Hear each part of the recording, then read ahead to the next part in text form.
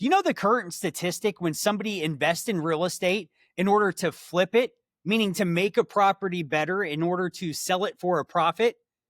20% of the time, that investor actually loses money. Imagine that you invest in real estate and at the end of the day, you lose money. That's a lose situation. In today's episode, I'm going to share with you the 5 mistakes to avoid when investing in real estate in order to flip it, in order to earn a profit. These are 5 things that I've discovered from my experience. And out of 18 years of experience in real estate, I've narrowed it down to 5 things that I promise you, you're going to want to avoid if you're considering flipping your first piece of real estate property. So here we go. The first one is being overly optimistic.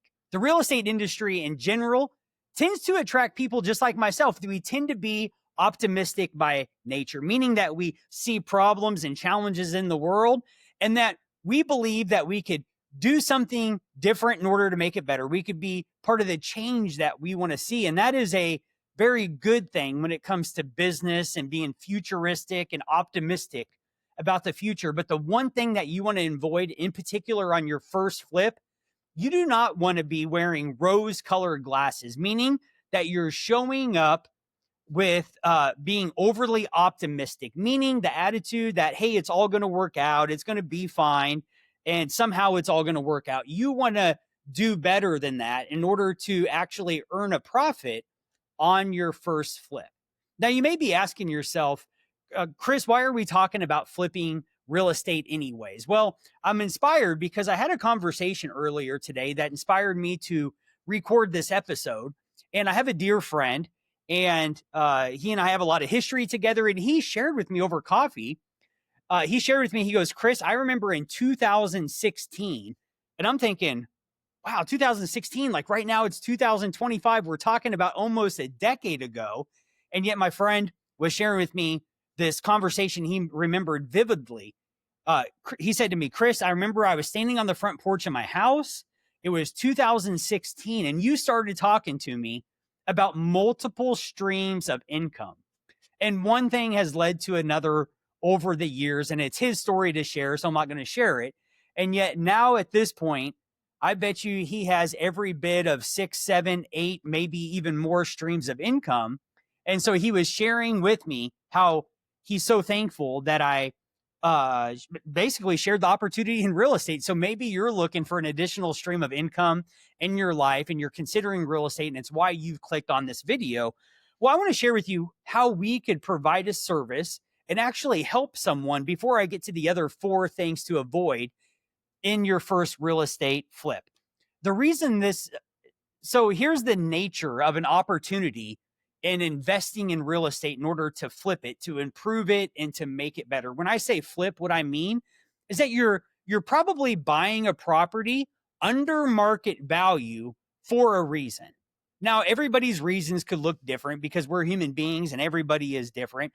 But I want to share with you the story how the first time that I became involved, meaning that I invested in real estate on my first flip, meaning I brought my skill set and my talent. Did you know that you could invest in real estate and not bring any capital to the table? By the way, that's another conversation for another video. I'm going to stay focused.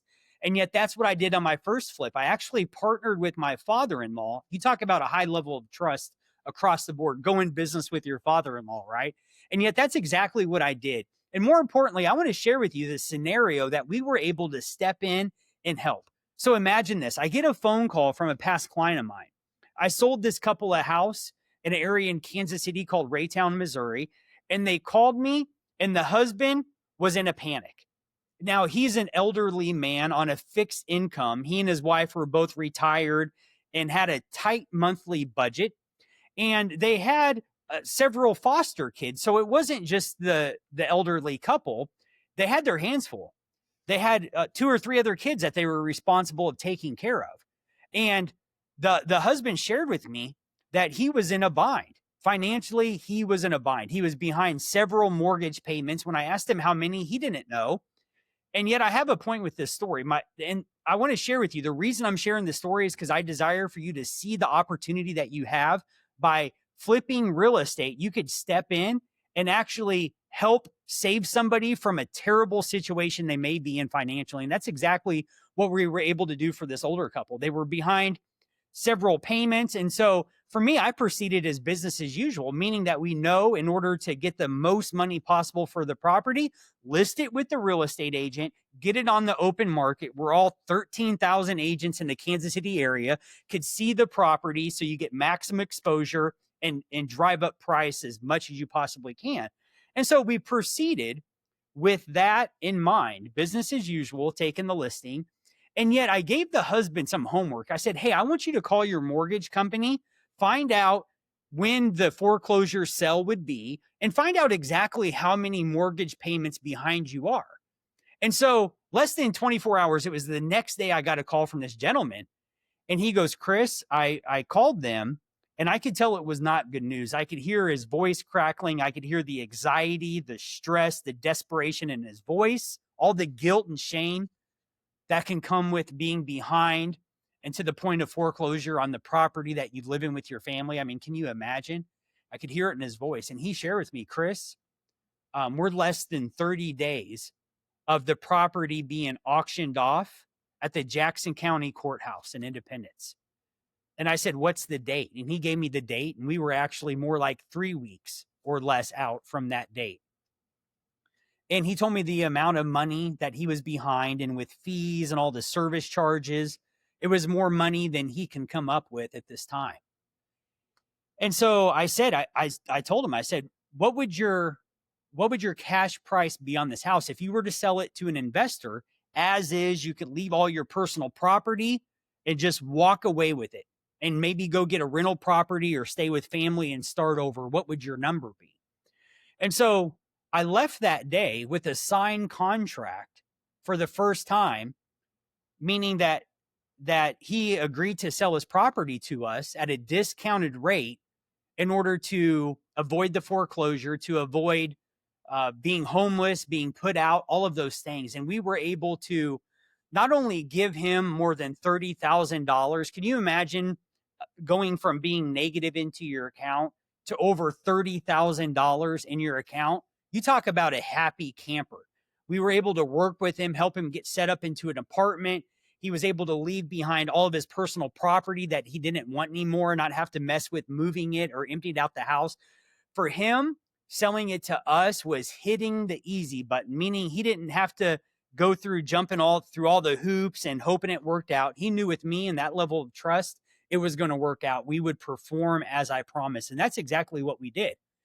And so I'd want to share that story with you once again, in order to let you know that if you're considering investing in real estate, there's much more to it than just turning a profit. You really have an opportunity to step into someone's life when they may be going through one of the most challenging times. You have the opportunity to be one of the biggest blessings perhaps they experience. So that is the nature of flipping real estate, is that you're stepping into someone else's chaos in order to make it all better. And a lot of times what that looks like is relieving the financial stress that they have going on in their life. And so the first step is the first thing to avoid is you do not want to be overly optimistic. So how do you not be overly optimistic? That leads us into the second thing to avoid. You want to avoid not knowing your numbers, right?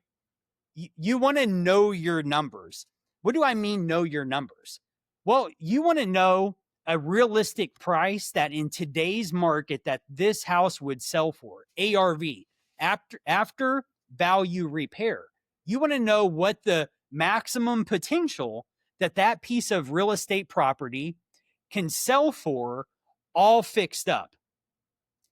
You're going to want to know all of these kind of combined are compound and build upon another, and they're connected. They're not independent of each other. So avoid being overly optimistic. Know your numbers. One of the numbers, this is the third one, is you don't want to guess at repair costs. Sometimes in walking through a property, if somebody has experience in doing contract work, whether it's a plumber, painter, electrician, that general knowledge of the industry sometimes could work for you, but then also sometimes it could work against you. Why is that? Well, prices have been going up. The cost of living has been going up, right? The buying power of a dollar is less now than it was 12 or 24 months ago. And so one of the things that you are going to want to know is you're going to want to know accurate repair costs. By the way, here's a pro tip. This is not on my list. You don't want to get those costs just from one source, meaning that you want more than one expert in that area. Say it's a plumbing issue. You don't want just one plumber giving you an estimate. Why not get two, if not three? That way you could choose the one that's the best fit and get the best deal possible in order to get maximum profitability. So don't guess at repair cost. You want to get the scope of work. The fourth one, I know I'm kind of going through these fast, and yet I'll button it up at the end. Okay, so hang in there. The fourth one is going to be not having a trusted real estate expert. What do I mean by that? You're not going to want to just rely on for sale by owner data. You're not going to just want to rely on the information that you see on Trulia, Zillow, or even Chat GPT for that matter. You want a live human being that is a real estate expert in that local market, AKA probably a licensed real estate agent would make a whole lot of sense. Maybe it's somebody that you've worked with before, or you could ask a family or friend, or message me. I could track down a great real estate agent no matter what city or what country you're in. So PM me, send me a message, and I'll make a great contact for you. In fact, I just did that for my sister-in-law. We went out to Colorado Springs for a week, went out to Colorado Springs and went out to the Denver area and spent some time with my sister-in-law and her family. And then we ventured out to the Denver area for 4 or 5 days to have a vacation as a household here. And the reason I'm bringing that up is because my sister-in-law, she asked for a recommendation. So I was able to connect her to a great guy named Rustin who knows the Colorado Springs market. And he and I went to church together. I know him well. And so it's a blessing to be able to connect somebody that's trusted and well-known in the industry to somebody that's looking for a real estate professional. So one of the things that you want to avoid is trying to figure out the market on your own. I promise you, as great as Zillow and Trulia and all this information that you may have access to now, thanks to the IDX websites and all that, you're going to want a live human being that's going to fill you in on that ARV or that after value repair potential. And the fifth one is really the most important, that encompasses the other four. But before I share that one, I want to share a little bit more about working with a trusted real estate. How do you know if this person's a trusted real estate? Well, number one, they have some experience. They're probably well known in your area. In fact, if you drive around, you may see their sign in your subdivision. You may see their name across multiple signs in your subdivision or the area that you live in. And then also, if you look up their reviews, whether it's on Facebook or realtor.com, you may see that they have many 4 and 5 star reviews. So make sure to check out those reviews. You want a trusted top agent in your area. Now, the fifth thing that applies to all of the other 4 areas are going to be, this is it. This is gold right here. You want everything in writing. I had a little miscommunication on not the current flip that we're working on, but the one a few months ago before this one. And what happened is I walked through with the general contractor, who's a good friend of mine, and I know him well, and he was taking notes, but I wasn't. And so I got over the itemized list, and because I wasn't taking notes, and after that appointment, walking through that flip property with him, I went on to my next appointment. I didn't really think too much of it. And yet I learned a little bit of a painful lesson. And so avoid some pain. Trust me, do these 5 things and avoid pain. Move towards pleasure. You want to get everything in writing. So let's break that down a little bit. If you think about what is it you would get in writing, well, if you have a business agreement, if you're going in business with a family member or a friend or someone else, you're going to want to get the terms of that agreement in writing. Okay. If you're getting the property renovated, you're going to want to get estimates in writing. I know this may sound basic, but I'm part of many different closed Facebook groups for real estate professionals. And I just saw it yesterday. It was a scenario that I read through for a few minutes and I lost interest. But it said, I knew it was going to be a mess because it started off, we made a verbal offer. I'm thinking, a verbal offer?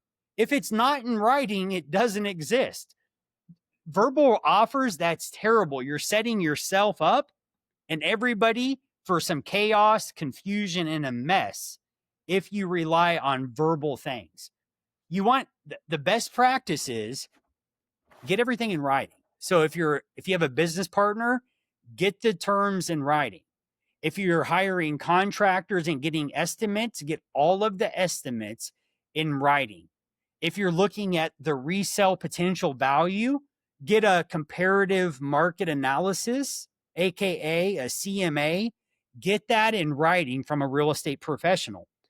Repair costs, get that in writing. Get everything in writing. It's going to cover you. It's going to cover everybody, actually. And it's one of the ways that you could avoid losing money in investing in real estate. I trust this has been helpful. Again, I'm inspired because my buddy over coffee today, he actually closes on his first flip property. And your first flip deal, if done properly, learning from others, not trying to figure it out on your own, it could be highly profitable. And if you're looking to build wealth, generational wealth, and leave a powerful legacy for those that you love and the organizations that you care about and want to contribute to, investing in real estate is a phenomenal way to do that. If you're looking to increase the money flow, the income flow, that's what I was looking for, into your world, investing in real estate is a way to do that. One of the things I love about investing in real estate is you don't even have to have your own capital. You can leverage the banks and other people, business partners. And so, after today, I'm feeling inspired to talk more about investing in real estate. If you would like to hear more about real estate and ways that you could earn additional revenue, have additional streams of revenue, build wealth through real estate, let me know. Comment in the chat, in the comments below. And if this is an area that you crush, perhaps I could interview you on my podcast channel and we can learn from you. Message me or comment and let me know. And if you enjoyed today's episode, let me know. By the way, shameless plug, I'm going to sponsor my own video right now. If you've listened this far, I want to let you know that I have a course that I've created that will help you launch into being highly profitable in your investment deals. It's wealth building through real estate. It's a 10-week course that I've created. And if you're interested, PM me or fill out the application in the comments below, and we could jump on a discovery call to see if we're a good fit to work together. I appreciate you a ton, and keep being intentional to build a life by design so you don't settle for a life by default. We'll see you next time.